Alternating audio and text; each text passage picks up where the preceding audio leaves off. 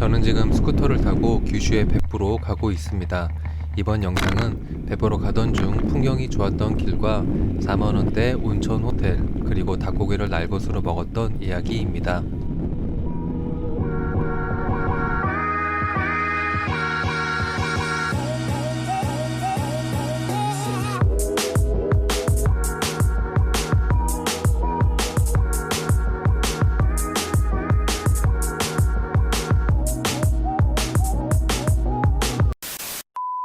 지난밤 캠핑을 했던 호신공원에서 백부가 있는 동쪽으로 가고 있습니다. 구글맵을 켜서 공원에서 백부까지 검색을 해보니 약 105km, 차로 2시간 반이었습니다.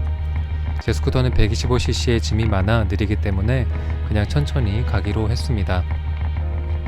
지도를 보니 위쪽에 지쿠코 강이 동쪽으로 흐르고 있었는데요. 저번에 이 강변길을 따라왔었고 그때 쉬기 좋았던 기억이 있습니다. 그래서 오늘도 이 강변길을 달리고 싶어 그쪽으로 향했습니다. 가는 길에 기찻길을 만났습니다. 일본에서는 기찻길 앞에서는 잠시 멈췄다가 가야 하는데요. 제 뒤로 차가 하나 오고 있어서 먼저 보내기 위해 저는 왼쪽 갓길에 붙여서 깜빡이를 켰습니다.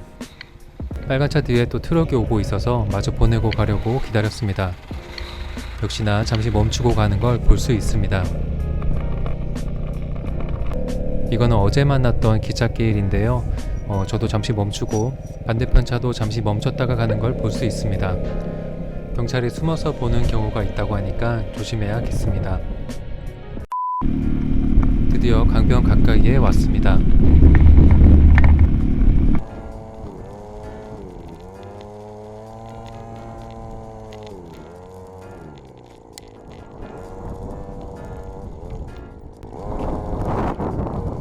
왼쪽에 강물이 흐르는 강변길에 도착했습니다.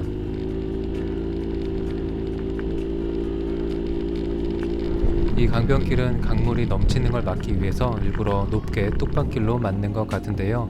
풍경이 내려다 보이는 게 시원하고 좋았습니다. 아마 많은 라이더분들이 이 길을 달리지 않을까 싶습니다. 규정 속도도 40km라서 저처럼 느린 스쿠터도 부담 없이 달릴 수 있었습니다. 그래도 다양한 차들이 추월해 갔습니다.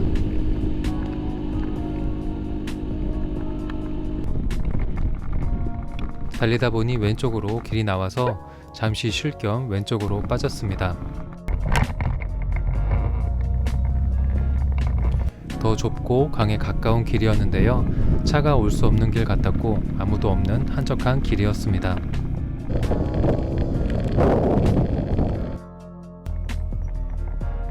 뒤에 설치한 카메라가 아까 고개를 떨궈서 다시 고정을 했습니다.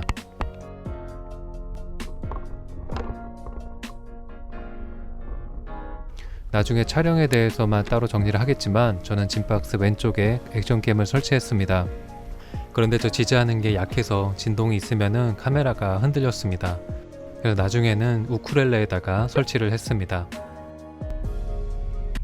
이 뚝방길은 차들이 없어서 쉬엄쉬엄 가기에 좋았습니다.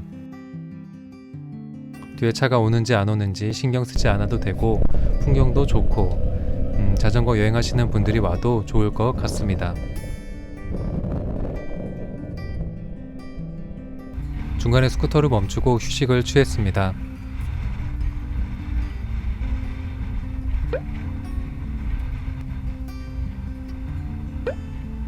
멀리 잔디밭에 텐트를 치면 좋겠다 싶었습니다.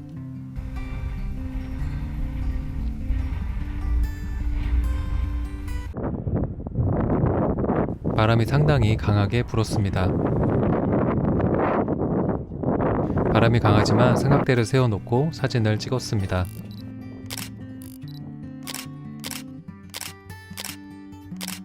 어제부터 씻지를 못하고 머리가 떡져서 가려웠는데 바람이 시원하게 긁어주었습니다. 그 순간 갑자기 바람에 못 이겨 삼각대가 옆으로 넘어져 버렸습니다.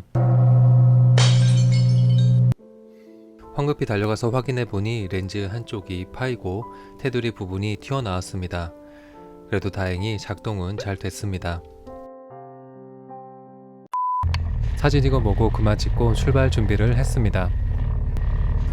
바람이 생각보다 너무 많이 불었습니다.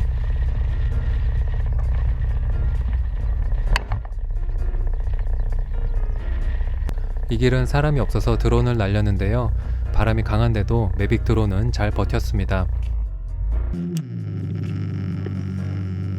드론에는 따라오는 기능이 있어서 저를 따라오면서 촬영을 해주는데요. 그런데 이게 항상 잘 되는 건 아니고 잘 될 때도 있고 안 될 때도 있습니다. 저는 잘 따라오리라 믿고 출발했습니다.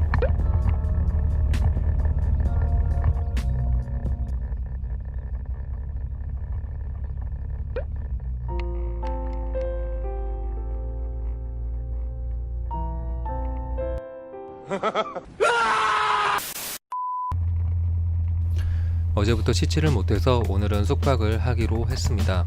아고다랑 부킹닷컴 어플을 보니 가까운 곳에 4만원대 가격의 온천 호텔이 있었습니다. 이름은 하나게시키, 지쿠고 강변 옆에 있는 호텔입니다. 근처 숙소 중에서 가장 저렴했고 온천도 할 수 있어서 바로 예약을 하고 호텔로 향했습니다.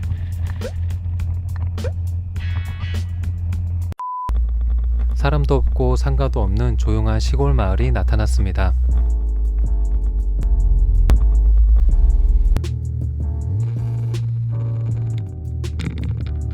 그렇게 호텔에 도착을 했습니다. 옆에는 지쿠고 강이 흐르는 호텔이었습니다. 강변에는 오리가 놀고 있는 조용한 곳입니다. 이곳이 하나게시키 호텔입니다.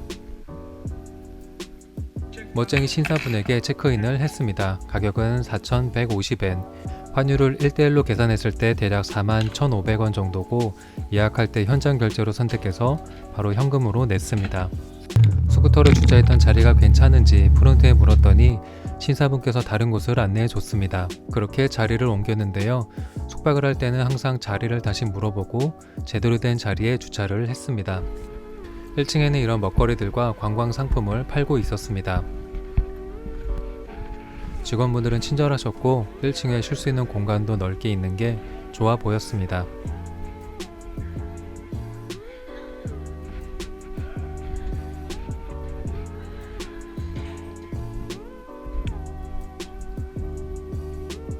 저는 끝에 있는 방이었습니다.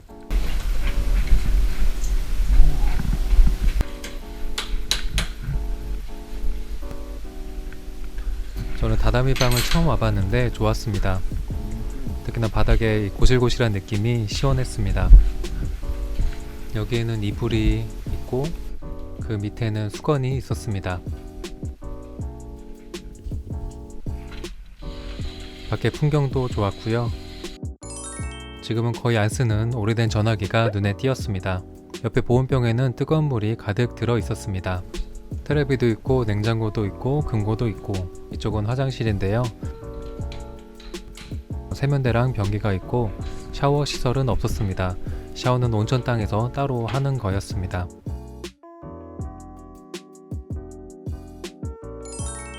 상위에 동그란 통이 눈에 띄었는데요. 안에는 예쁜 차 세트가 들어 있었습니다. 그 옆에는 포장된 게 눈에 띄었는데요. 뭔가 하고 뜯어보니 과자였습니다. 그래서 바로 먹었습니다. 저녁도 먹을 겸 동네 구경도 할 겸 밖으로 나왔습니다. 집들만 봐도 한국 시골이랑 느낌이 많이 달랐습니다. 길에는 사람이 없고 식당도 없고 상당히 조용했습니다. 일본은 벌써 인구 감소가 시작돼서 시골에 사람이 없는 건가 싶었습니다. 마치 혼자 텅 빈 도시를 걷는 느낌이었습니다. 저녁은 식당을 못 찾고 술집에 왔습니다. 호텔에서 걸어서 1분 거리에 있는 곳입니다. 동네에 사람이 없었는데 이 안에는 손님으로 가득했습니다. 술은 맥주 작은 사이즈를 시켰고요.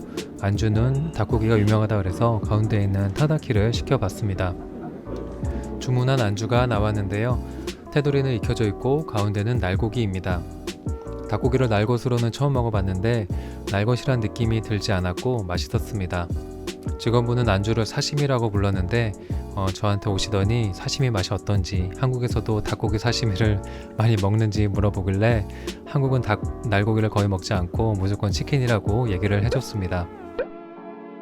닭고기 사시미랑 맥주랑 해서 총 1,100엔이 나왔습니다.